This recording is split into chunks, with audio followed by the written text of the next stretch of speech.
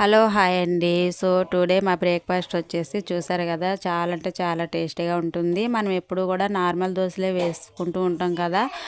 ఒకసారి ఈ విధంగా అయితే ట్రై చేసేయండి. ఒక మిక్సీ బాల్ తీసుకొని 1 ఆనియన్, 1 టమాటా, చిన్న అల్లం ముక్క, 5-6 వెల్లుల్లి రెబ్బలు, 2 ఎండుమిర్చి, కొంచెం జీలకర్ర, అదేవిధంగా కొంచెం సాల్ట్ అయితే వేసి వీటిని మొత్తాన్ని మెత్తగా అయితే మిక్సీ పట్టేసుకోండి. మిక్సీ పట్టేసుకున్న తర్వాత అయితే దీన్ని అయితే మనం అట్ల ప్యాటర్న్లో అయితే కలిపేసుకోవాలి. కొంచెం కొత్తిమీర కూడా యాడ్ చేసుకొని అట్ల ప్యాటర్న్లో అయితే కలిపేసేయండి. కలిపేసిన తర్వాత అయితే దీనిలో సాల్ట్ ఉందా లేదో చూసుకొని కొంచెం యాడ్ చేసుకోవాలి. గ్యాస్ మీద అయితే ఒక ప్యాన్ పెట్టేసి ప్యాన్కి ఆయిల్ అప్లై చేసిన తర్వాత దోశ వేసుకోవాలి. దాని కాలిన తర్వాత కొంచెం ఆయిల్ అప్లై చేస్తూ రెండో వైపుకి అయితే టర్న్ చేసేసుకోండి.